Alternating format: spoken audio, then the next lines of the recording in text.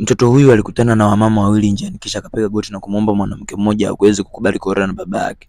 Yule mwanamke alicheka sana, kisha akamwambia, hii inachekesha sana kumchagulia mwanamke mzuri kama mimi kunipa pete ya namna hii ambayo inachekesha. Lakini mwanamke ambaye alikuwa na yule mwanamke, nikimaanisha rafiki yake, alifurahia sana kuona ile pete. Kisha mtoto huyu akamwambia, babangu ana kazi nzuri sana. Mwanamke akamwambia, naomba uweze kumleta baba yako hapa aonane na mimi. Ile rafiki yake akamwambia, kwa nini unataka kuonana na yule baba yake lakini wewe unaye mwanaume mwingine? Akasema kama baba yake atakuwa na pesa nyingi sana kuliko mpumbavu wake ambaye anadate naye, atakubali kuolewa naye. Mara ghafla yule mwanaume akatokea, alikuwa kumbe ni mfanya usafi katika hoteli moja. Kisha mwanae akamleta katika hadi kwa wale wanawake. Kisha mwanamke akamuuliza, baba yako ndio anafanya hii kazi ambayo unaniambia ni kazi nzuri? Kisha mtoto akamtambulisha baba yake, nimekutafutia mama mwingine ambaye tunaweza tukana naye katika ile hoteli pale, kwa sababu hiyo hoteli ilikuwa ni ya kitajiri sana. Yule mwanamke alikuwa na tamaa, alifurahi pia, akasema naweza nikafurahi kwenda pia katika hiyo hoteli. Hiyo hoteli ilikuwa inaitwa La Mason, ni hoteli ambayo ni ya gharama sana.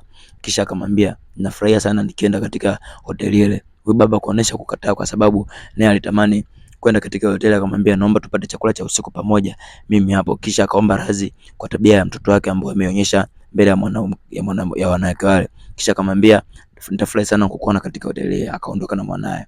Kisha akasemea moyoni mwake, akasema nahisi atajiandaa vizuri sana kukutana katika hoteli. Na kisha yule mwanamke aliyekuwa naye akamwambia, huyu mwanaume anaonekana hawezi kuafford pesa ambayo ipo katika ile restaurant, kwa sababu hoteli ile ni hoteli ya kitajiri sana. Lakini yule mwanamke akasema atajua yeye. Ile mwanamke huyu aliwaza sana, kisha akajisemea moyoni kama anaweza kumsaidia huyu mwanaume. Siku yake ilipofuata, mwanamke huyu alienda katika hoteli, na kisha baba pamoja na mtoto wake akaja ameshikilia ua, akamsifia, unaonekana umependeza sana leo. Yule mwanamke akamuuliza, huyu mtoto wako pia atakuwa pamoja na sisi katika hoteli hii? Yule baba akasema, ndio, siwezi kumwacha peke yake nyumbani. Kisha mara baadaye pembeni kidogo, ile rafiki yake alikuwa anaitwa Amanda akajitokeza na kuja na rafiki yake. Akashangaa akasema, ina maana kumbe upo hapa Kiti, hatukutegemea kuwakuta katika eneo hili. Kisha yule mwanamke akauliza kama wanadate, lakini wakasema ndio, wamekutana katika ruti mbalimbali ambazo kwa anatembea, na huyu mwanamke wake ana gari ya kitajiri sana.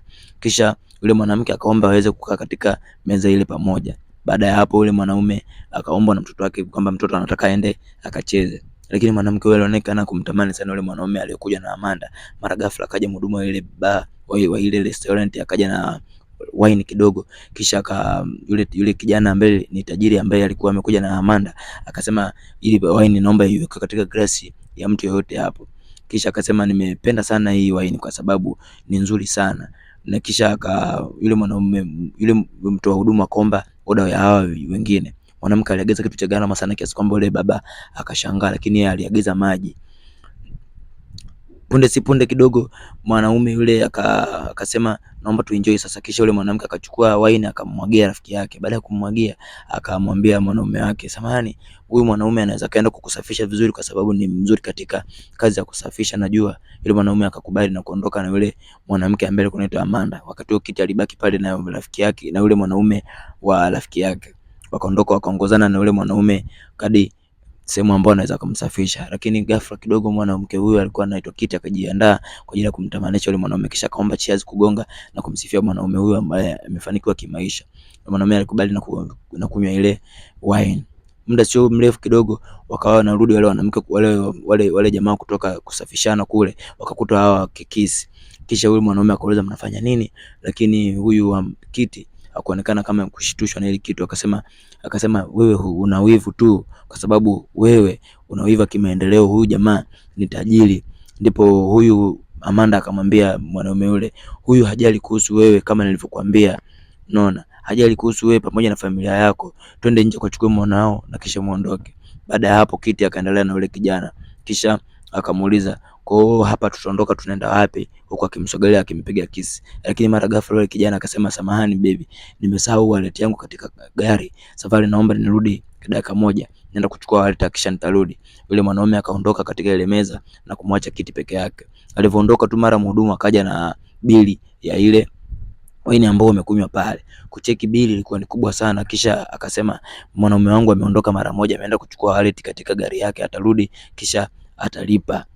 Yule mhudumu akaondoka, hakuwa na wasiwasi kwa sababu hii ni hoteli ya kitajiri sana.